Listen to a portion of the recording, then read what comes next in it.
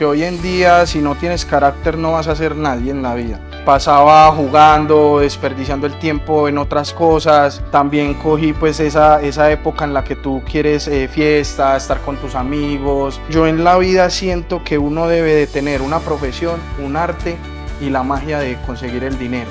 Lloré bastante, inclusive en los momentos en los que estuve trabajando y no quería estar ahí, pero lo hacía por la necesidad de querer generar algo. He intentado muchos modelos de negocios, siento que sí, soy bastante arriesgado en cuanto a buscar mis oportunidades, que me echaron escopolamina en el carro. Hoy en día estoy con LASA, una compañía excelente que nos brinda muchísimas oportunidades, porque uno a esta edad no tener un peso en el bolsillo es demasiado pesado. Si vemos bien, el mundo avanza, todo cambia y tú tienes que cambiar con el mundo para poder seguir en esa secuencia.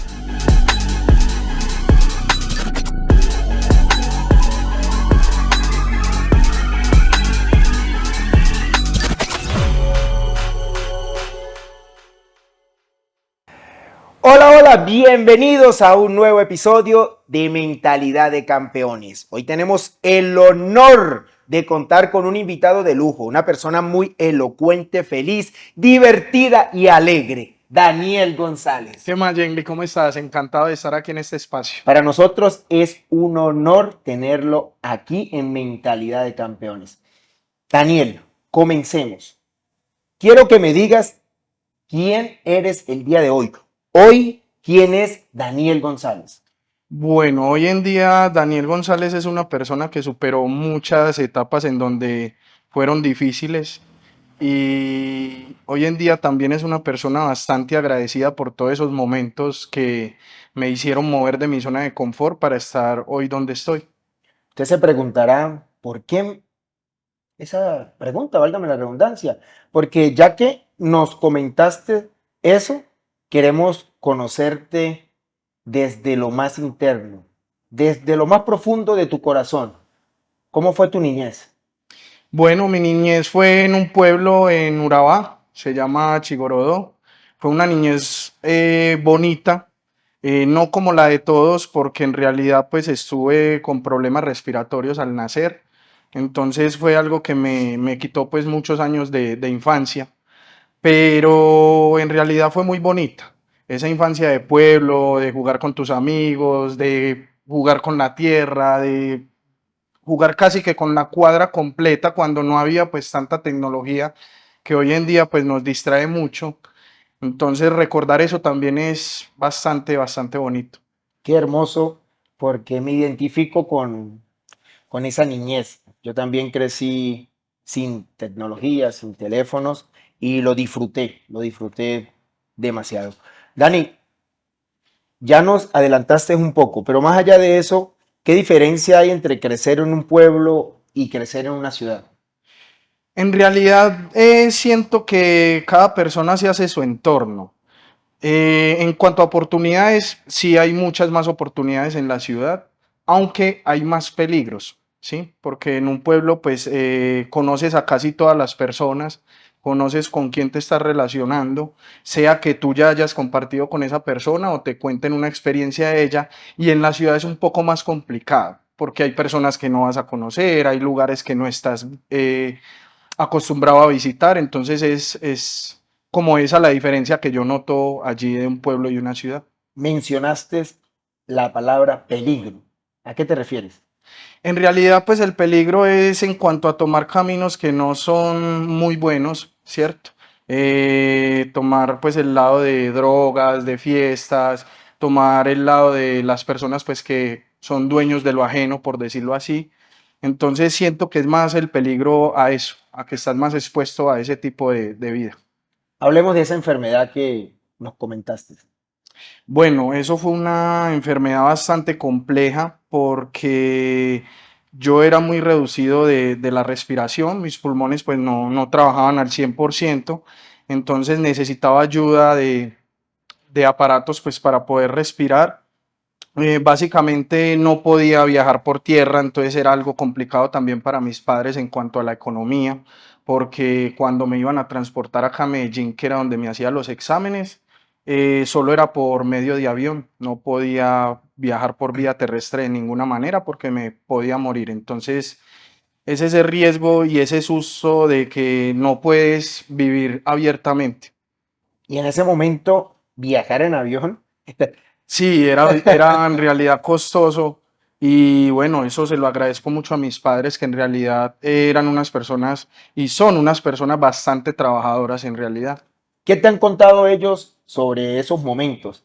Tu mamá, tu papá, ¿qué sentían ellos?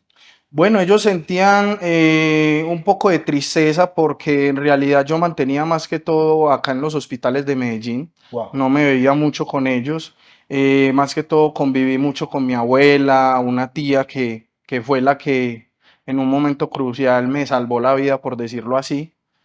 Y siento que ellos se sentían un poco tristes por no compartir esos momentos que viven con los hijos en cuando están pequeños y todo este tema.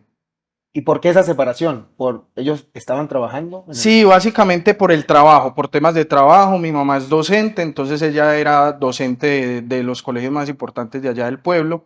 Y mi papá era administrador de fincas en ese tiempo. Entonces su trabajo no les permitía como tal vivir acá en Medellín todo el tiempo. Entonces vivía era con mi abuela y mi tía. Ya que tocó el tema de, de la docencia, de la educación, nosotros crecimos con unos educadores diferentes. Sí. ¿Su mamá de qué tipo de educadora es? Bueno, ella es de esas educadoras que son muy tranquilas, muy humanas, que les gusta hacer feeling con los niños porque ella solo enseña pues primaria, Ok. enseña básicamente pues todas las materias, ¿cierto? Entonces yo siento que es una educadora muy entregada a su trabajo. O sea que no era de las fuertes, de las de No, carácter. no, en realidad mi madre no ha sido muy tajante como en ese punto, pero sí era muy tranquila y se disfrutaba su trabajo, porque se le notaba cada que llegaba a casa, seguía trabajando inclusive, entonces ahí es donde uno se le ve que le están dando amor a lo que están haciendo. Dani, ¿y alguna profesora que usted recuerde que es de carácter fuerte?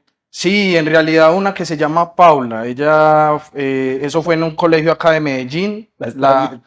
Hoy lo está viendo, salúdela, hola, profesora hola, hola. Paula. Ella era profesora de matemáticas y yo no era como muy amigo de los números, entonces no hubo como una relación muy bonita en sí, porque me regañaba mucho, no entraba muy constante pues a las clases de ella, entonces era como esa dificultad allí, pero más sin embargo siempre pues tratándonos bien, no hubo ningún problema mayor. ¿Hoy usted le agradece por ese carácter o le dice, profe?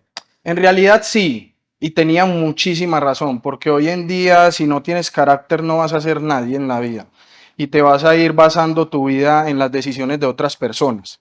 Ahí es donde se necesita tener el carácter de decir, no, esto no me sirve, no es lo que quiero y tomar otras decisiones. Entonces siento que en ese tiempo tenía muchísima razón, pero bueno, uno de joven y de estar en su mundo no lo entendía muy bien.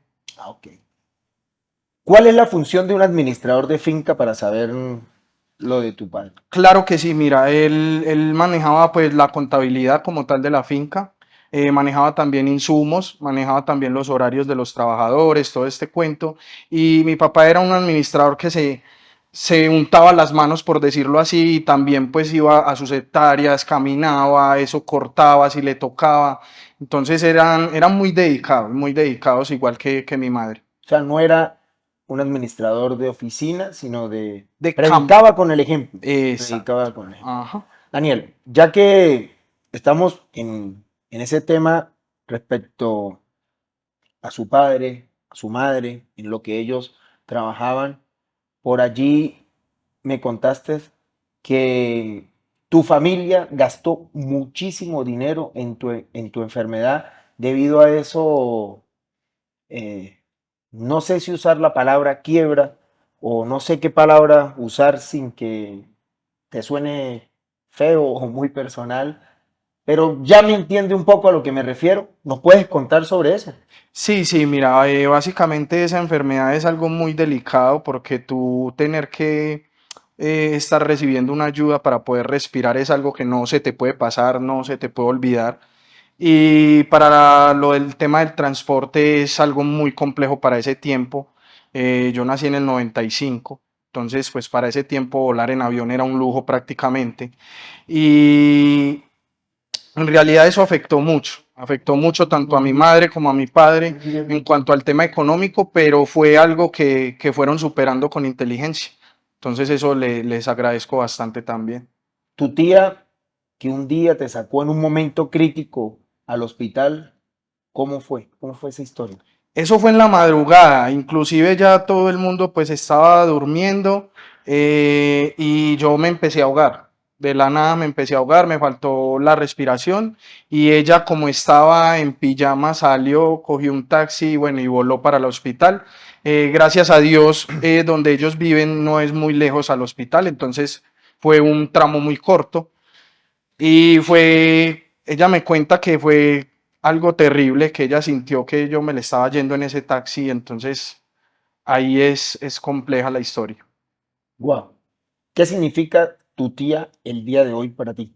No, en realidad ella es una persona muy importante para mi vida, es una persona que me ha brindado también muchos consejos, eh, y le agradezco un montón porque hoy en día pues ella es la que me tiene aquí, por decirlo así, en ese momento crítico pues hizo lo que tenía que hacer y se lo agradezco bastante. Daniel, ¿qué cosas no podías hacer de niño que hoy te mueres de las ganas por hacer?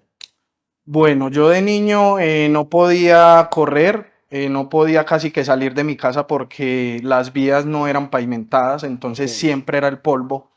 No podía jugar con tierra, que tú armabas la carretera con tus carros y eso era algo que yo me moría de niño. Tampoco natación, no podría practicar natación por el tema de la respiración. Y luego ya fui presentando problemas en el oído, también me operaron de los oídos, entonces tenía que usar tapones para ingresar a un mar, ingresar a una piscina, entonces fue algo complejo vivir como reducido de ciertas cosas que uno podía disfrutar. Dani, lo entiendo perfectamente porque no sé qué similitud o parecido pueda tener con el asma. ¿Usted sabe qué es el asma? Sí, sí, sí. Bueno, yo sufrí de asma y escucharlo a usted es recordar por todo lo que yo pasé. Solo con la diferencia de que pues yo era un poco rebelde. A mí me decían, no haga esto y yo iba y lo hacía. Y bueno, gracias a Dios, nunca, nunca me afectó críticamente, pero sí fueron muchas madrugadas, muchos días en el hospital y tengo esos traumas de niño, tengo esos traumas de niño. Recuerdo que a partir de los 10 años fue que yo dije, bueno, quiero vivir. Y empecé a jugar, empecé a salir, empecé a ir a las piscinas, a los Exacto. ríos. Entonces no sé si le pasó igual. Sí, básicamente eso fue lo mismo que me sucedió a mí. Yo cuando salí del hospital, que ya me dieron pues como de alta, ya estaba más estable, empecé a jugar, a salir un poco, ya luego que piscina, a hacer más deportes, porque en sí mis papás eran muy enfocados en lo artístico. Yo estuve en clases de danzas, estuve en clases de canto, estuve en natación, estuve en tenis, practiqué fútbol, entonces en realidad ya luego de esos años que pasé en el hospital, pues los pude disfrutar bastante. Como somos de pueblo, porque yo también soy de un pueblo, nuestros padres, nuestros abuelos utilizan mucho la medicina naturista, remedios caseros. ¿Recuerdas alguno? ¿Te hicieron o no? En realidad, pues no recuerdo alguno en especial que yo diga pues que ellos mismos lo realizaban o algo, no recuerdo algo en especial. Sé que hospital y Ah, hospital, no, hermano. a mí sí, a mí de Así. todo, de todo, de todo. Pero al final nunca supe qué me quitó el asma. Yo pienso, y creo que también un factor psicológico, desde que comencé a jugar fútbol, me encantaba y no me dejaban entrenar y yo me iba a escondidas y entrenaba, entrenaba y hasta que un día pues no me ahogaba y duré no sé cuánto tiempo con esa limitación en mi mente de que por el asma yo no tenía resistencia y hoy soy ultramaratonista. Cómo es la O vida y sea, nos cambian o sea las que en ese cosas. momento tuve la oportunidad incluso de estar en selecciones juveniles y en la parte física mi mente me limitaba y yo me sentía ahogado, que me faltaba el aire y yo decía, es El asma. es el asma. Dani, ¿por qué decidió dejar su pueblo y venirse a Medellín? Bueno, en realidad esto se dio debido pues a la ruptura de mis padres. Mi mamá apostó por las oportunidades que ella veía en la ciudad, tanto también por su trabajo, porque ella pidió pues traslado y ya tenía trabajo ya fijo acá en la ciudad y ella veía más oportunidades en cuanto a los estudios, a las universidades, a los colegios.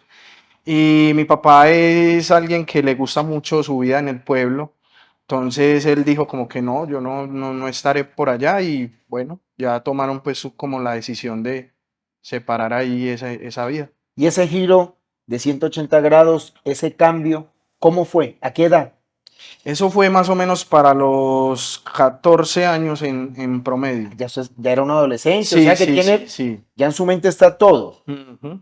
¿Cómo fue ese cambio? Bueno, ese cambio fue algo brusco para mí en lo personal. Era algo que me carcomía mucho y yo todas las noches me preguntaba como por qué sucedió esto, ¿cierto? Si fue un fallo de mi madre, si fue un fallo de mi padre, entonces es algo complejo con tu mente.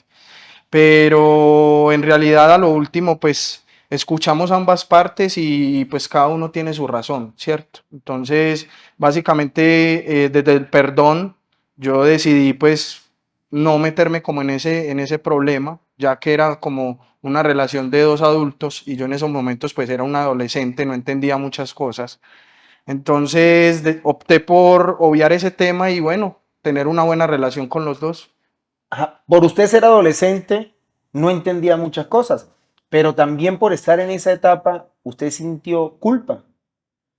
En realidad siento que no, o sea, yo no me sentí culpable, pero sí nos afectó bastante a mi hermano y a mí. Eran temas que tocábamos mucho mi hermano y yo en los momentos en que estábamos solos en la casa. Y pues, mi hermano me decía como que muy triste esa separación y todo eso, y yo le decía como que no, cada quien tiene sus razones y hay que echar para adelante. De igual forma estamos con mi madre, que es la mujer más importante para nosotros y bueno, ayudarla a salir adelante con todo ese tema y se logró. ¿Su hermano es mayor o menor? Mi hermano es menor. O sea que en ese momento como la cabeza de familia o el representante masculino era usted. Sí, en realidad sí. Ajá, Dani.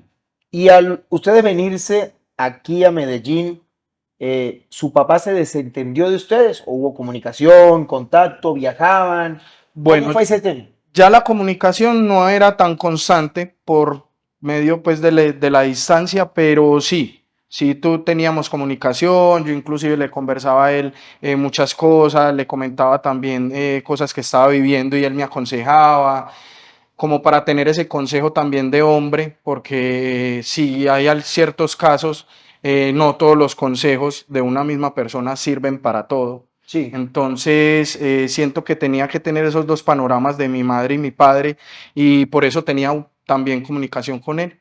¿Y su hermano?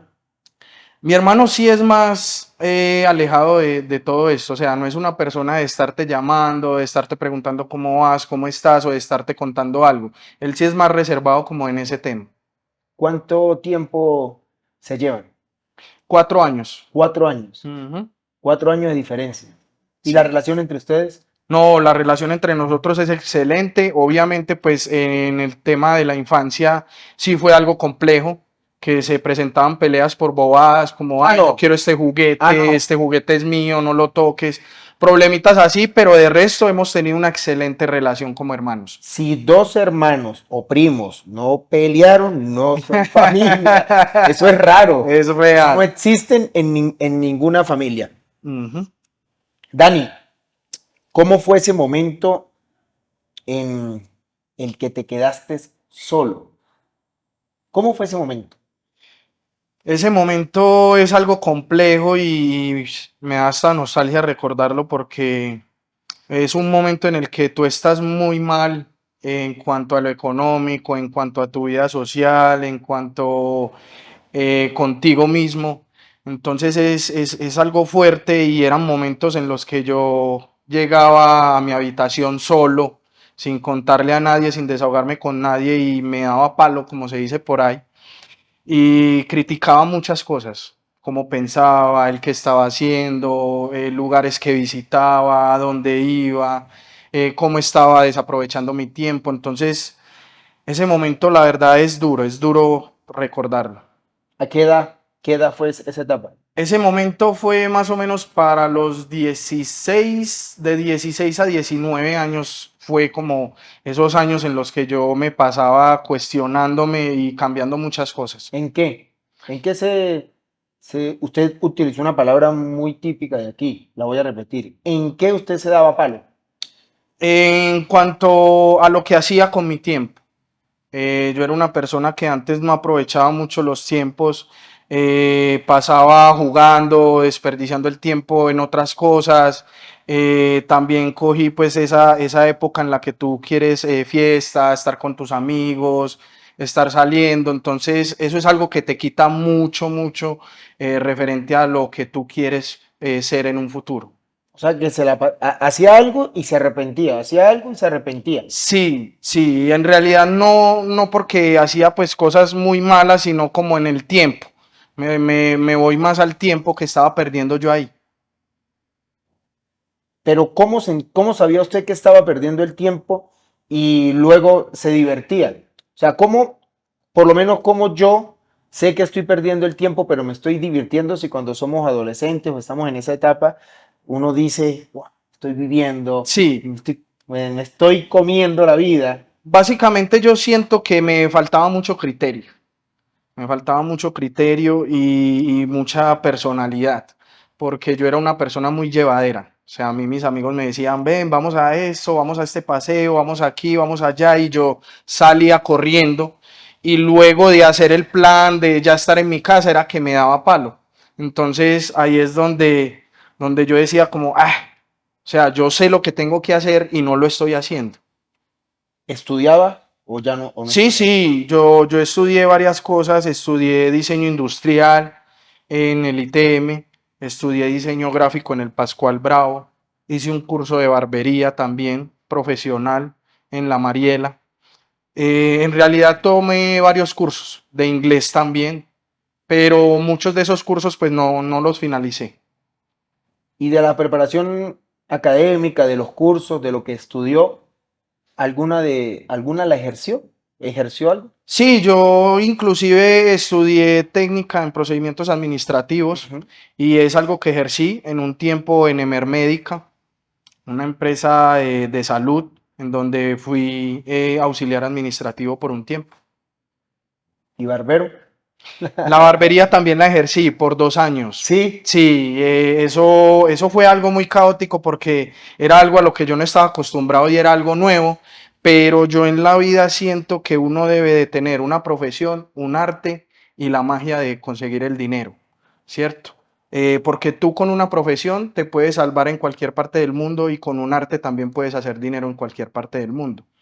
Y hoy en día, pues, ¿quién no se corta el cabello en alguna parte del mundo? ¿Cierto? Entonces yo dije que tenía que aprender un arte por si, por cosas de la vida, mi destino no está acá. tengo un amigo que cuando él comenzó con la preparación para ser barbero, eh, en ese momento no era tan... Las mujeres eran las que cortaban cabello, ¿me entiende? Sí, sí, sí, sí, sí. Usted me entiende porque usted es de mi época. Y bueno, pasó así. Él ahora está súper cotizado. O sea, $200, $300 una cita con él. Mm, O sea, entonces él se ríe, yo me río por el proceso, por todo, porque él aprendió conmigo. sí. Y él hacía rayas, es que se llama, los diseños, cuando clase 406. Los tribales y todo ese. Ajá, y él aprendió conmigo. Y en el colegio yo era como su modelo. Cada 3 días me hacía algo diferente y la gente veía eso conmigo. Entonces, cuando yo leí lo de barbero, no tiene historias, o sea, así con amigos con los que aprendió. Sí, en realidad yo la ejercí fue con mis amigos. Yo no salí pues de directo de la Mariela a una barbería como tal. Yo tenía muchos amigos barberos que ya tienen su barbería, son exitosos como tal en ese tema. Y ellos me dieron la fuerza y me dijeron y me aconsejaron que lo hiciera a domicilio. O sea, ir a las casas de mis amigos, porque inclusive así se te sube más el valor a lo que tú estás haciendo por el tema del transporte, por el tema de que estás yendo hasta la casa de ellos, entonces es un servicio que sube un poco más el valor en cuanto a una barbería tradicional. ¿En qué edad fue eso? Eso fue para los 2022, más o menos, Si nota, siempre le pregunto la etapa, la edad, es como para ir, escalando. sí, la secuencia Sí, sí, sí, sí. hasta llegar a donde iniciamos. ¿Cómo iniciamos? Vamos a ver si está pendiente. Iniciamos contando quién era yo. Ah, perfecto. Dani, ¿cómo se sentía estar en casa, estar con tu familia, pero no poder hablar con ellos, no dirigirse la palabra? En realidad eso es algo difícil porque tú a veces tienes muchas cosas que expresar, muchas cosas que hablar y sentir que no puedes abrirte como tal a las personas es algo complejo. Pero básicamente siento hoy en día que la culpa siempre fue mía, porque no me tomé el momento de decir, mamá, mira, me pasa esto, hermano, mira, me pasa esto, padre, mira, me pasa esto, o con las parejas que tuve, mira, me pasa esto y esto y esto. Yo siempre fui muy callado como en cuanto a los problemas que yo enfrentaba, siempre me los dejé para mí solo. Cerrado, Ujú. cerrado, pero no puede existir un tema de orgullo en ese momento. Sí, siento que eso fue lo que me pasó, un tema de orgullo y de ego, por no mostrarle la debilidad a las personas, La ¿cierto? supuesta debilidad, porque al usted expresarse, uf, eso le quita una carga. Sí, inclusive libera muchísimo más y hoy en día yo lo hago, o sea, yo tengo un inconveniente y voy donde mi pareja, mira, me está pasando esto, dame un consejo, voy donde mi hermano y hablo eso, voy con mi mamá y también hablo de todo, ya en realidad ya es más excelente la comunicación. ¿Recuerda el número de veces que lloró? No, en realidad no, lloré bastante, bastante, bastante, bastante en mi casa, por fuera, inclusive en los momentos en los que estuve trabajando y no quería estar ahí, pero lo hacía por la necesidad de querer generar algo. Entonces, no, decirte un número de lloradas que tuve, no sería capaz. ¿Usted sabe por qué le hice esa pregunta? Cuando usted dijo que era una persona cerrada, que no contaba las cosas, que se las guardaba, me trasladó a una etapa de mi vida, idéntico. Yo reprimía mis sentimientos, yo no expresaba amor, no expresaba cariño. Y más que todo, esas etapas, las personas que estaban a mi lado, no solamente mi pareja del momento, sino mis amigos, mi mamá, mi papá, mi hermano. Yo quería abrazar a mi mamá, quería abrazar a mi papá, decirle te quiero, te extraño, pero no lo hacía. Pensaba que no era varonil y así me fui cerrando, cerrando y lloraba. Yo lloraba. Y yo nunca he sido persona de consumir alcohol. Jamás. Sí, sí he consumido. Obviamente, normal.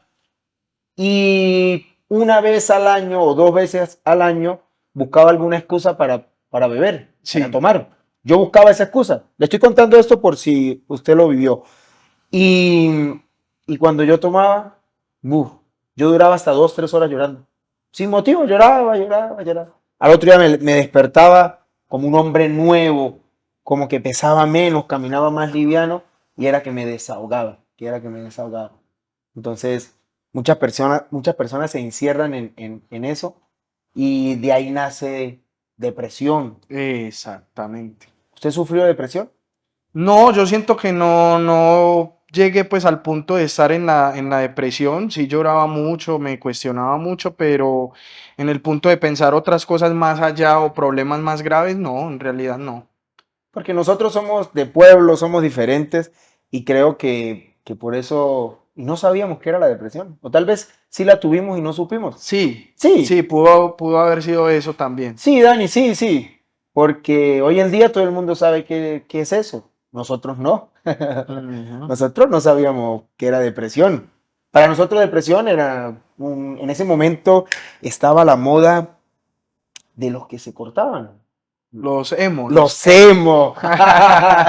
Para mí, un depresivo era un emo, Sí, sí, con sí, todo sí, sí, respeto. sí. Con todo respeto. Dani, ¿te consideras una persona arriesgada?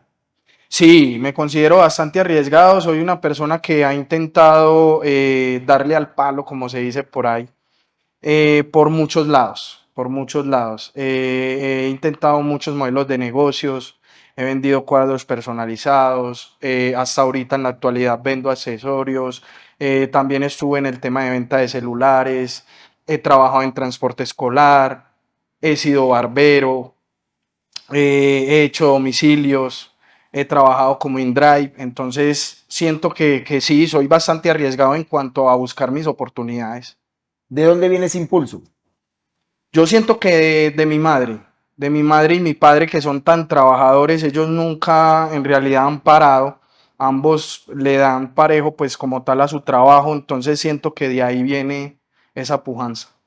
De todos esos emprendimientos y trabajos, los tres más difíciles, o con los que sufrió, le costó más, o estuvo más animado y no se le dio. Bueno, los más difíciles fueron cuando estuve de InDrive, que eso fue hace poco, inclusive, antes de entrar a la compañía. Y cuando estuve haciendo domicilios, yo trabajaba en el Ópera, en el centro, y allá tenía varias tiendas a las cuales les hacía los domicilios y eso era un trabajo tenaz. Tú luchar con el agua, con el sol, con los tacos, con la persona grosera, con llegar a tiempo, que los clientes canzones, esto y lo otro. Entonces, siento que esos fueron los trabajos como que más complejidad me dieron. Situaciones de peligro. Sí, varias, inclusive de domiciliario. Una vez nos pidieron demasiados productos en una tienda y cuando llegué al sitio, pues yo siempre he sido una persona muy que me voy un paso adelante, ¿cierto? Por decirlo así. Y ese día pues fui a hacer el domicilio normal, como todos, pero yo nunca llego a la dirección exacta, ¿me entiendes? Si la casa es al frente, yo me paro unas 3, 4 casas más abajo, llamo al cliente, cuando el cliente está ahí parado, que yo ya sé quién es, arrimo y le entrego su domicilio. Y ese día y esa estrategia fue la que me evitó un problema grave, porque ese día pues me iban a quitar la moto, me iban a robar los productos, entonces gracias a Dios tuve la acción ahí y me pude devolver. Y la otra fue en InDrive, que me echaron escopolamina en el carro. ¡Ja! No, quiero escuchar esa historia. Esa historia fue para un fin de semana, más o menos a las 3 de la mañana, porque a mí me gustaba trabajar de noche por el tema de los tacos y que era más ágil el tema de las carreras y el tiempo, ¿cierto? Eso fue a las 3 de la mañana, recogí una persona en dicho lugar para llevarla aquí a la Avenida del Poblado. Y bueno, cuando la bajé íbamos conversando, el cliente muy conversador y yo soy una persona que también se presta pues para la conversación. Y de un momento a otro me empezó a tocar el hombro, como, qué lindo estás, no sé qué. Yo le dije pues con respeto que no me gustaba ese tipo de cosas, que respetara un poco. Y nada, a la primera pues no pasó a mayores, seguimos conversando, cuando ya más adelante ya sí me tocó el pecho con ambas manos, entonces yo digo que ahí fue el momento en el que él me hizo algo y yo ya gracias a Dios ahí en ese momento me enojé mucho, le dije a la persona que se bajara, que no iba a terminar su carrera y él también se me enojó, como bueno, ¿y por qué no me vas a hacer la carrera? Yo le dije que no, que en realidad es una falta de respeto y que se bajara del auto. Entonces, apenas él se bajó, cerré mi puerta y yo dije, listo, tomo otra carrera, no hay ningún problema. Y a las 2 cuadras ya yo empecé a ver borroso, ya me sentí mareado, entonces inmediatamente yo llegué y le hablé a mi hermano, le mandé ubicación en tiempo real, le dije, hermano, me echaron algo, ven por mí, yo estoy en tal lado, aquí me voy a quedar. Entonces me parqué y bueno, ya me desperté ya en la mañana. Ya mi hermano me contó pues que estuvo ahí en el carro varios tiempo, inclusive amigos también fueron por mí y estuvieron pues socorriéndome en ese momento. Peligroso, Sí, sí, delicado. algo peligroso y que viven muchos hoy en día. ¿Usted cree en Dios? Sí, ¿Practica alguna bastante. religión? Bastante, creo en Dios bastante, pero no soy muy devoto de ir como a las iglesias y esto, sino más bien de hablarlo desde lo personal, de estar en mi casa, en mi hogar, hacer una oración, hablar con Dios, expresarle lo que siento y ya. Siento que esa es como mi tipo de religión. ¿Ni ese día fue a la iglesia? ¿O sí fue a la iglesia? No, no soy de ir mucho a las iglesias en realidad. Porque muchos, y me incluyo, nos acordamos de Dios es cuando lo necesitamos, Mm. pero nunca le agradecemos cuando no. Y es mejor agradecer que ir a pedirle cuando no lo necesita. Y yo pues tampoco soy muy devoto de ir a las iglesias, pero sí tengo mi santo patrono, el Santo Cristo de la Sí, Grita, soy devoto a él, fiel creyente. Cada vez que voy a mi pueblo, voy, me le presento. Yo no rezo, no le digo oraciones ni nada porque la conexión que tengo con él está aquí, es de espíritu, es de alma. Y simplemente voy y me le presento para que sepa que está también en mi mente. Y si exacto. estoy cerca, paso por allá. Dani, muchas veces lo has intentado y como todo, los fracasos han estado contigo. El momento más duro de esos fracasos. Bueno, el momento más duro fue en cuanto yo inicié con lo de la venta de los celulares. Era algo que me apasionaba bastante, que me gustaba mucho. Y yo lo inicié con un familiar y bueno, ese familiar ahorita pues no tenemos muy buena conversación, no tenemos muy buena afinidad debido pues a los inconvenientes que se presentaron en ese negocio y fue algo que yo soñaba muy lejos, tenía una visión muy grande con ese trabajo y sentir esa falla desde una persona tan cercana es complejo. Ese siento que fue el momento como que, me fallaron bastante. ¿Cómo maneja la decepción con ese tipo de personas, con socios y más con un familiar? ¿Duele más? Sí, duele bastante, pero hoy en día siento que todos esos errores que cometí en el pasado me dieron esa madurez para afrontar lo que estaba viviendo en ese momento. Y yo más bien perdoné y agradecí lo que me estaba haciendo vivir, lo que me estaba haciendo ver. Y bueno, siento que hoy en día también ese error es lo que me tiene aquí. ¿Hoy en qué trabajas? Hoy en día estoy con LASA, una compañía excelente, excelente que nos brinda muchísimas oportunidades, tanto a nosotros como para ustedes que nos están viendo allí en la pantalla. Es una compañía que le agradezco demasiado porque aparte de que me ha brindado una solvencia económica, me ha brindado mucho de manera personal, mucho crecimiento personal y siento que el crecimiento personal va muy ligado al dinero y es algo importante que se debe de tener. ¿Cómo llegó usted a LASA? ¿Cómo fue ese inicio? Bueno, básicamente yo llegué a LASA en el peor de mis momentos, donde estaba sin nada, o sea, arruinado totalmente. Y yo tengo una compañera que seguía a LASA hace mucho tiempo. Y a ella le apareció la propuesta laboral y me dijo, Dani, mira, ¿por qué no mandas la hoja de vida ya? Ella se llama Caterine, le agradezco bastante de corazón esa ayuda que me brindó.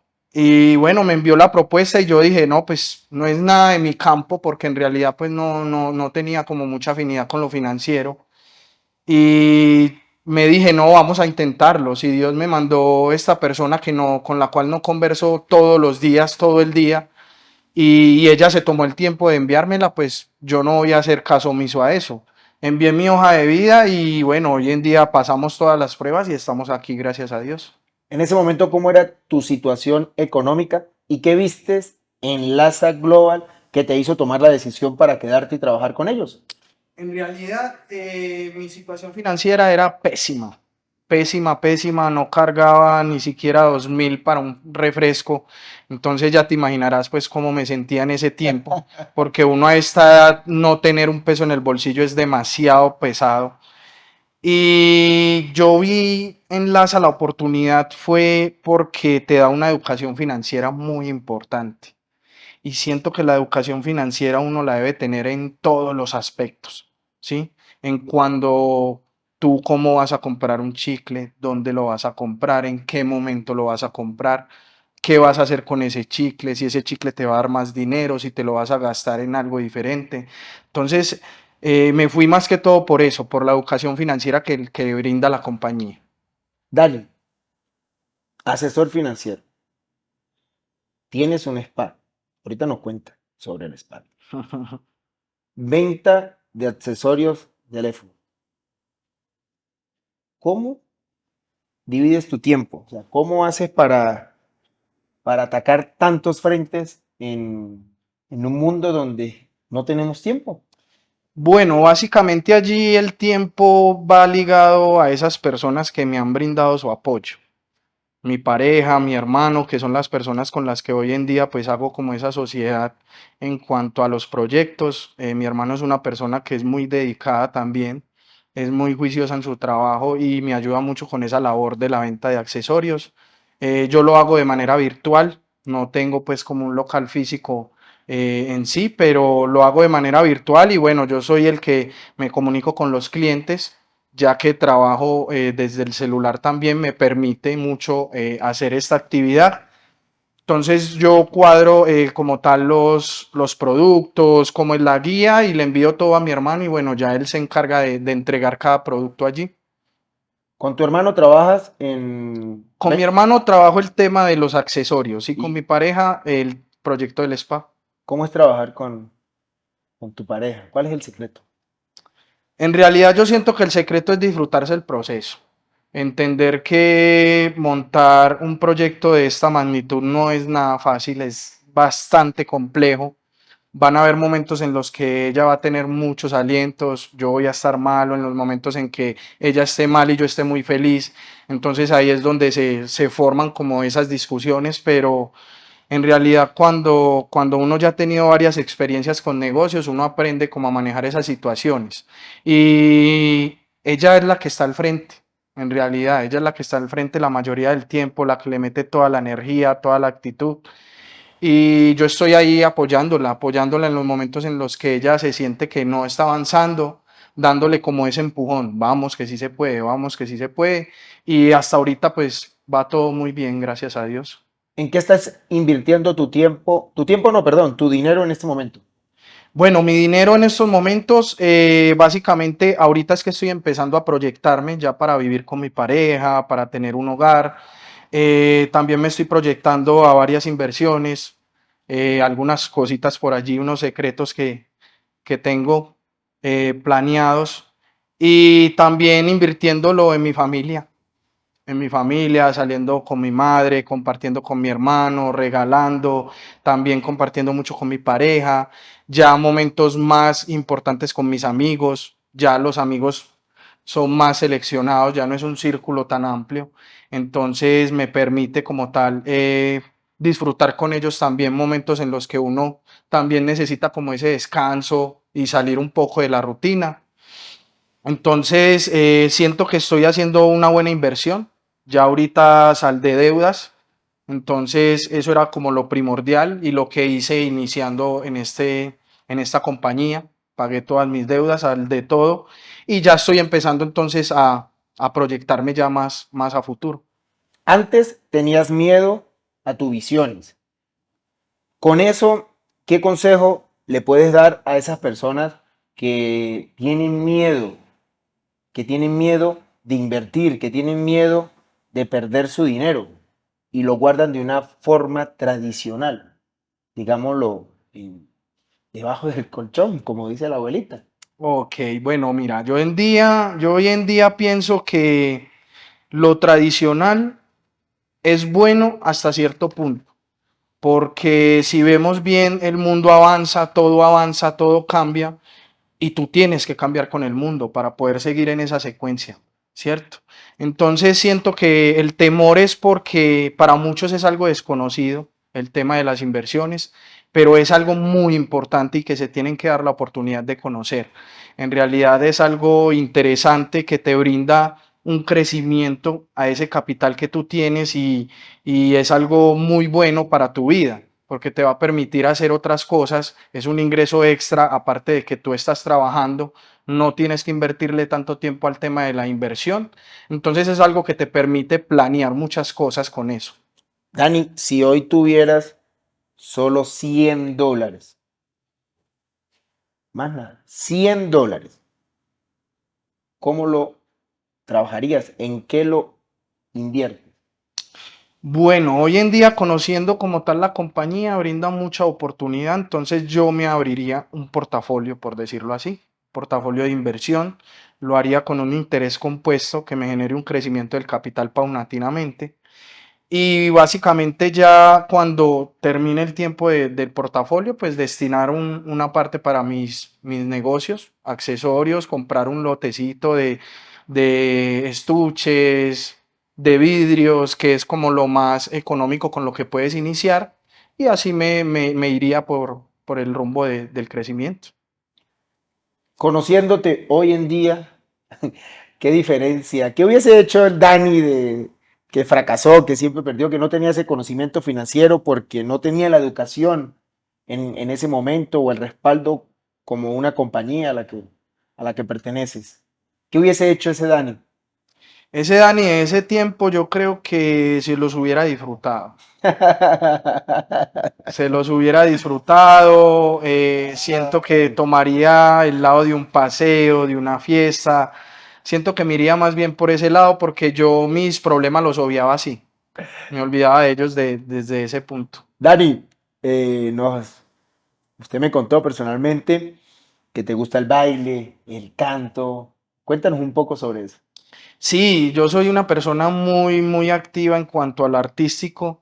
Me gusta mucho bailar, bastante. Soy el alma de la fiesta. Soy el que rumbeo con la tía, la prima, el hermano, la novia, con todo el mundo. Y me canto hasta un villancico. La verdad me gusta mucho lo artístico. Como te conté, en la infancia estuve en equipos de danza, de baile, entonces es algo que me gusta bastante. Y cantar también. Sí, sí, sí. Inclusive hago videitos por ahí, pero es personal, es personal. ¿Un coro? ¿Nos canta un coro? No, en estos momentos, en realidad no tenemos la voz afinada en el momento. ¿Cuál es tu mayor sueño? ¿La estabilidad personal o la de los tuyos? ¿Cuál es tu mayor sueño? En realidad mi mayor sueño es vivir tranquilo, tener una vida tranquila con mi pareja, con mi familia, darle lo que siempre he querido a mamá, que son viajes, que disfrute, que se relaje un poco en la vida, porque es una persona que ha trabajado desde los 18 años, lleva educando Ah, y ya hoy en día ya paso los 43, entonces imagínate el tiempo que lleva ahí enseñando y enseñando. Entonces yo hoy en día le digo a mi mamá que se disfrute la vida y me gustaría darle como ese estilo de vida de que ella se tranquilice, que no se preocupe por nada y se disfrute cada momento. Con mi pareja, referente a mi pareja, tener un buen hogar, tener una buena familia, un buen trabajo, un buen proyecto el cual sacar adelante y una buena relación, que es bastante importante. Y a mi hermano también apoyarlo en cada una de sus cosas que vaya a realizar. Es el sueño más grande que tengo en estos momentos. felicitaciones, Dani, porque eres una persona que piensa en los tuyos, que piensas en tu familia, en las personas que son leales a ti. Y en estos momentos de escasez de lealtad, debemos de ser muy agradecidos. Dani, cuando una conversación es bonita, cuando una conversación es fluida, cuando una conversación es interesante, el tiempo Se va volando. se va volando. Y ya nos quedan unos pocos minutos. Para finalizar, Dani, dos cositas. Quiero que me definas qué es para ti una mentalidad de campeones y que nos finalices con, con algo personal tuyo. Agréganos algo que no sabemos, que no nos has contado durante este rato, que lo quieras compartir, obviamente, o consideras, crees que ya lo dijiste todo. Bueno, mira, referente a lo de la mentalidad de campeones, siento que es tener esos pensamientos que te permiten separar lo vano de lo importante, ¿sí? Tener una mentalidad de campeones es tener esa capacidad de decisión de decir esto no me conviene, esto es lo que debo de hacer, ¿sí? Para luego poder disfrutar y vivir tranquilo. Siento que esa es la mentalidad de campeones que se debe tener. ¿Y algo que agregar? Algo que agregar, no, en realidad, pues aconsejarle a las personas que nos están viendo a que tomen ese paso, a que venzan el temor en cuanto a lo que tengan, sea el temor que tengan, superarlo, darle para adelante y con mucha, mucha confianza en ustedes. Confiar en uno es lo más importante que uno debe tener en la vida. Dani, muchas gracias Gracias a por vos, Jen. hoy estar aquí con nosotros, por ser una persona abierta, por no tener ese candado de cerrarse, de expresar, de contarnos. De verdad que para mí es un orgullo, una alegría poder compartir con personas como usted que valoran la familia, reitero, que valoran la lealtad, una persona que ha luchado, que ha pasado por muchos altibajos, pero nos deja una enseñanza. Este podcast nos deja una enseñanza y es que la vida es una montaña rusa. Nuestras vidas son una montaña rusa. De repente estamos arriba, luego bajamos y es un mundo de emociones. Es un mundo de emociones. Siempre hay que estar serenos, en calma, en paz y con un Sí. objetivo. Si la manera en cómo nos estamos trasladando a ese objetivo no es la correcta, cambiamos la manera, pero no el objetivo. Entonces, hoy creo que nos llevamos esa enseñanza, resiliencia. Entonces, Dani, gracias. Gracias hoy por acompañarnos. Gracias, Jengly, por este espacio, un espacio muy importante que me disfruté mucho y bueno, le agradezco también a la compañía por brindarme esa oportunidad. Mentalidad de campeones. Esto fue Conversando con Daniel González.